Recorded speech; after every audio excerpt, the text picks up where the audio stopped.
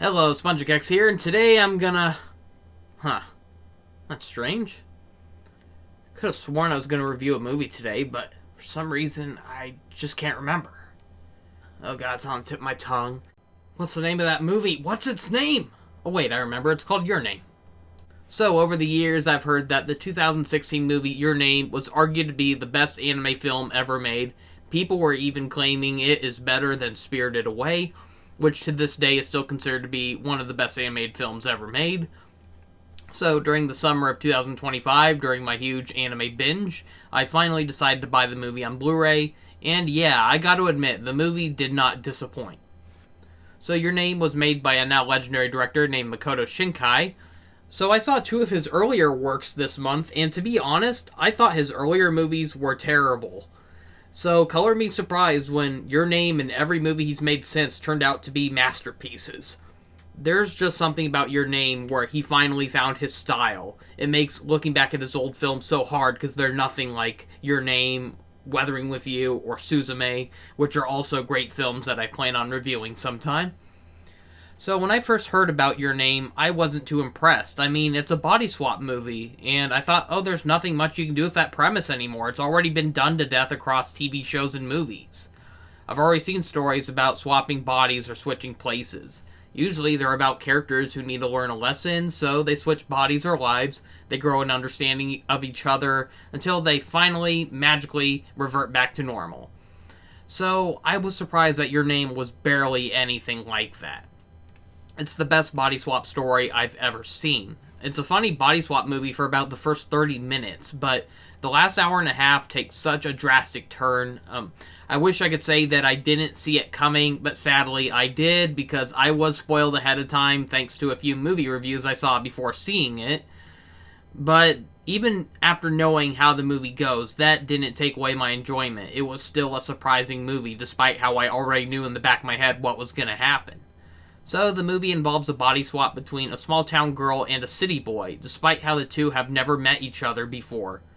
So, instead of being swapped throughout the movie, they only periodically swap bodies on random days, and it happens while they sleep. So, it is really hard to describe why this movie is so good without going into spoilers. This movie has been out for nearly a decade now, so I will be going into spoilers, but I'll make sure to give a heads up when that happens, so if you want to leave when that happens, feel free to. So, the movie opens up with a decent anime-like intro, with a decent opening song by the band Radwimps. They play a few songs across the movie, and they're pretty good. So, I noticed how on the Blu-ray, the English dub of this film had Radwimps perform an English version of the opening song, which is just as good as the Japanese original. But, for some reason, on the HBO Max version of the English dub, all of the English songs were edited out and replaced with the original Japanese versions. It's kind of a shame, honestly. I honestly do prefer the English versions of these songs because I can actually understand them. If we want to hear it in Japanese, why don't we just watch the subbed version instead? It just feels kind of scummy to take it out of the English dub. I don't know. Not a total loss, like the songs are still good, but it's just kind of a shame. But luckily they're still on the Blu-ray version, so after the intro, we get a mysterious flashback where a boy named Taki sees a girl named Mitsuha leaving from a train. Taki asks for the girl's name as she hands him her red hair ribbon and cries out that her name is Mitsuha. Taki wakes up only to be surprised that he's in the body of a girl, so he ends up in Mitsuha's body, the girl that he saw in that dream. So he notices he suddenly has breasts, and he starts feeling them. So I know there are a lot of people who did not like the running gag of him fondling Mitsuha's breast while he's in her body. Others do defend the scene by saying it's what you'd expect a teenage boy to do if they were in that situation. I mean, men and women would be lying if they can't admit that there was never a point in their time where they were curious about their bodies and had to feel it. So, I don't know. So, I just saw a news article on Facebook from 2 days ago where the director actually reflected back on the controversial breast fondling scenes, and he admits that times are now different, and if the movie were made today, he would have written that out of the story. He says that he has no plans of altering the current film, so you don't have to worry about Blu-rays or streaming services removing those scenes. They're still a part of the movie, they're part of its history. He's just saying that if it were made today, he would have removed them. So yes, it is messed up, but I'm just glad that he was only fondling breasts while he was in Mitsuha's body, instead of being one of those creepy perverts who fondles the breasts of every girl they see, like Hapasai from Ranma 1/2. Also, the breast fondling scenes do lead to a few funny remarks from Mitsuha's little sister, Yatsuha. I see you're not touching your boobies today. My boobs? So yeah, the fondling of the breasts don't make me laugh, but seeing and hearing Yatsuha's snarky remarks just gives me a good chuckle every time. Without spending much time with Taki and Mitsuha's body, it cuts to the next day where we see Mitsuha is back in her own body, and her sister and grandma are pointing out how she was acting strange the other day, and Mitsuha has no idea what they're talking about. So that's another interesting aspect about this movie. When the body swaps wear off, our protagonists revert back to their own bodies, but they lose all of the memories they have of each other's lives. But their feelings still stay. It's like they can't remember it, but they can still feel it, and that's kind of interesting. It leaves them with a longing to find something or someone. They don't know what they're looking for, but they know it's there, and they can't get that feeling out of them. It makes for quite an intriguing mystery throughout. So we see more of Mitsuha's life, how she has a real jerk of a father who is the mayor of her town, Itomori. He's running for another term, and the scumbag of a dad abandoned his family after Mitsuha's mother died, leaving her to be stuck with her grandma. And so, meanwhile at school, Mitsuha gets teased for acting strange the other day, like not coming into school for a usual ponytail or red ribbon. Well, believe it or not, you forgot where your own desk and locker were yesterday. And you didn't have your ribbon on either. She notices a note in her notebook where someone wrote down, "Who are you?" This, of course, turns out to be a note from Taki while he was stuck in her body the previous day. As Mitsuha hangs out with her best friends Katsuhiko and Sayaka, she expresses how much she hates this town, how there's nothing to do there, and there isn't even a cafe to dine in. Man, I can really relate with this girl because I hate my crummy small town as well. It has nothing to do here, so yes, I absolutely relate with this character. So, Mitsuha's grandma is very spiritual as she runs a shrine and makes her grandkids go along with their people's traditions. So Mitsuha doesn't quite understand why they're celebrating traditions over things that have lost their meanings. Her grandma tries teaching her how the threads they're weaving represent the flow of time and how important it is to not tangle them up and all that. So Mitsuha is forced to partake in a ceremony where she has to create Kuchi Kamazaki, which is basically a rice wine mixed with her saliva, which they'll present as an offering to a sacred shrine at the center of a crater. Mitsuha is embarrassed that her classmates saw her performing this embarrassing act, to which she shouts out her hatred of this town and how she wishes to be a Tokyo boy in her next life. I hate this town! I hate this life too! What a jackass. Cut to the next day, and Mitsuha wakes up in Taki's body. So people got upset over Taki fondling Mitsuha's breast, yet how come no one ever complains about Mitsuha touching Taki's junk? Yep, she is just as guilty as he is. But, to be fair, she took no pleasure in it. She just noticed that something was down there, and so she had to feel the notice something, and yeah, as soon as she grabs it, she screams. So, yeah, she wasn't enjoying it, at least, compared to Taki, but anyways. Mitsuha ends up going to Taki's school. She just goes along with everything because she thinks it's all a dream anyways, but she's excited to realize that she's in Tokyo, where she's always wanted to be. She learns a bit about Taki by spending time with his best friends Tsukasa and Shinta. Now, compared to Mitsuha's best friends, who had moments to shine, I found Taki's best friends to be mostly forgettable in comparison. They don't really do much in this movie. Wanna hit the cafe later? What? A cafe? So Mitsuha realizes that Taki works as a waiter at a restaurant and heads off to work. There she meets Taki's waitress co-worker named Miki Okadera. After an incident with a gangster, Miki gets the back of her skirt slit by a knife. So Mitsuha takes Miki into another room and he helps stitch up the back of her skirt. Miki is surprised to see that there is a more feminine side to Taki that she's never seen before, and she grows to like it. So Mitsuha starts to grow a sense that Taki has a crush on Miki as she looks through his phone and notices that he has pictures of her from work. So we get a montage of the constant back and forths between Mitsuha and Taki swapping bodies. As they slowly begin to realize that they're swapping bodies with someone else, they begin leaving notes for each other. So Taki, he's able to write in her notebook, while Mitsuha is able to send him texts on his phone. And so they set some ground rules for each other. So we have Mitsuha, she wants Taki to stop touching her while he's in her body. She also wants him to start acting more ladylike. Meanwhile, Taki wants Mitsuha to quit wasting his hard-earned money on expensive dining. So one day, as Taki is in Mitsuha's body, he joins Mitsuha's grandma and sister to journey into a sacred shrine to place Mitsuha's sake as an offering. As he learns about why they're doing this, Mitsuha's grandma also teaches him and Yatsuha about the importance of a union and how the braids represent an unbreakable union. So it's worth noting that this is pretty accurate to actual Japanese beliefs. One of the most significant bonds in Japanese traditions are red threads, which represent unbreakable bonds, usually associated with romance. So this symbolism does play a huge part in the film, especially with Mitsuha's red hair ribbon that she gave to Taki. As Taki reverts back into his own body, he's nervous to find out that while Mitsuha was in his body last, she set him up on a date with Miki. While Taki goes on his date, it cuts back to Taki and Mitsuha realizing that despite how they've never met each other before, they've fallen in love with each other. And I don't know, there's just something so interesting about that. Like, characters who've never met, like, they've only seen each other through a mirror, but they've fallen in love with each other, not by meeting each other, but by experiencing each other's lives. Like, meeting their friends, learning about who these people are just by talking with their friends and getting reminders, and there's something charming about that. So Miki confesses to Taki that she's always sensed that he had a crush on her, but she senses that he's in love with someone else. So meanwhile, back with Mitsuha, on the night of a big festival, her friends are shocked to find out that Mitsuha cut her hair. So Mitsuha awaits a comet that was scheduled to appear during the night of the festival. So back with Taki, he just got done with his date, and he gets a message that Mitsuha left for him on his phone, telling him that after his date, there should be a comet that appears. So he waits all night for the comet to show up, just be disappointed that nothing happened. Now, here is where the major spoilers occur, so if you do not want to be spoiled by this movie, I suggest leaving this review right now. Anyways, thank you for watching. On to the spoilers. So, if you're expecting more silly body swap shenanigans, well, you're in for a huge twist. So, Taki mentioned how after that night, the body swapping between him and Mitsuha stopped suddenly. So, days pass, and despite how a mysterious force is preventing Taki from fully remembering Mitsuha, he decides that he finally wants to meet her. He's trying to remember where she lived, and he draws a picture of it based on his memories.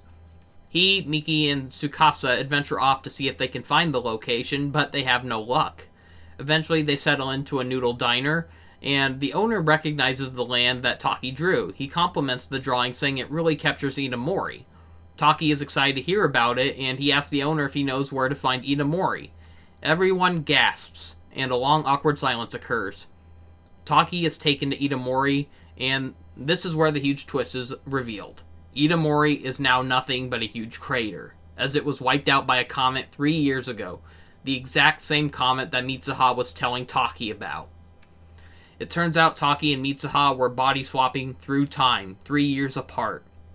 Taki is horrified to learn that the girl he spent time swapping bodies with died. So Taki manages to remember the shrine that Mitsuha's grandma took him to, and he adventures off to find the shrine. He eventually finds Mitsuha's sake. He ends up drinking it and passes out as he has visions of Mitsuha's life, going from her birth all the way to her death. Suddenly, Taki wakes up back in Mitsuha's body on the night where the comet strikes. So Mitsuha's grandma reveals that she knew all along that Taki has been body swapping with her granddaughter, for she and her ancestors have gone through similar experiences in the past. Taki tries using this opportunity to try convincing everyone to leave town to a safe place, or else they'll die from the meteor at night, but no one will take him seriously. The only people who believe him are Mitsuha's best friends. So Taki tries convincing Mitsuha's dad to use his mayoral powers to assist in the evacuation, just to be horrified by how horrible of a father he is, how horribly he's talking to his own daughter. So he stands up for Mitsuha.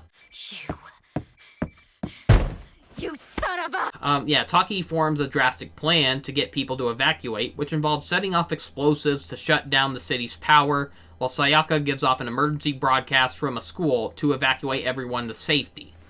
While setting things up, Taki learns that Mitsuha left for Tokyo the day before, just to be confused over why she came back the following day with a haircut.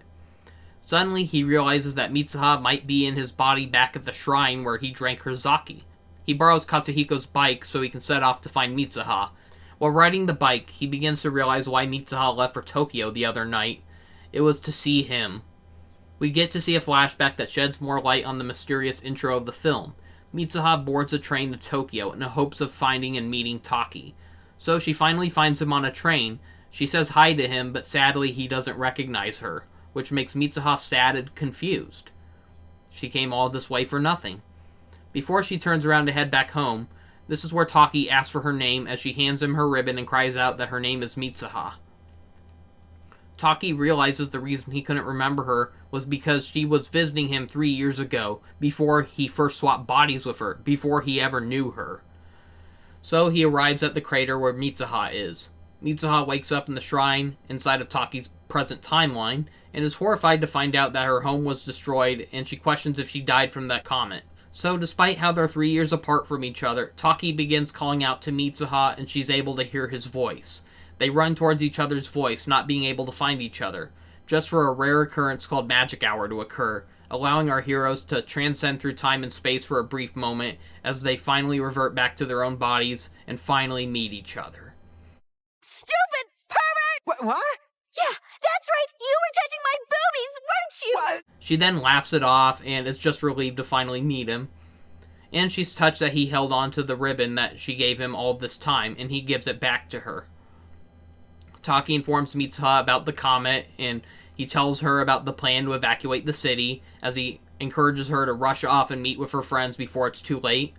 So before they forget, Taki tells her that they should write each other's names down, as he begins writing on her hand with a marker. Mitsuha then picks up the pen, and just as she's about to write on Taki's hand, we receive a huge gut punch as Magic Hour wears off, and our heroes are back in their own timelines. Just the scene of her, about to write on his hand, and then she's gone. Oh, that made me drop my jaw. Holy cow.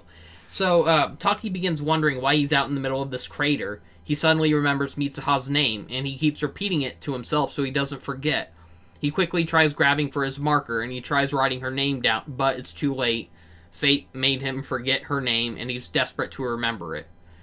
While the movie never gives us a clear answer on why they keep forgetting each other, I like to think the best answer is that it's just time preventing them from remembering each other, since they were constantly meeting beyond time's control. It was basically a way to prevent a paradox, I guess. Since they were meeting 3 years apart from each other, it felt like time had to keep its balance by making them constantly forgetting each other in order to prevent the flow of time from breaking. It's kind of similar to Grandma's speech earlier about how the threads they were weaving are like a flow of time. So we get some suspenseful scenes as Mitsuha is trying desperately to evacuate the town, but their plan is backfiring as her dad finally catches on to what's going on and he interferes with their plans. Meanwhile, she's tormented by realizing that she's forgotten Taki's name and she desperately tries remembering him. As a last-ditch effort, she rushes off to see her dad to try convincing him one last time to evacuate the city before it's too late, but she trips and falls. She remembers that Taki wrote on her hand, so she looks at her hand hoping that she'll remember his name, but he did not write his name on it. Instead, he wrote down a message saying, "I love you." She tears up at his message while questioning how does this help her remember him. So just as she reaches her dad's office, we cut to the comet destroying Itomori.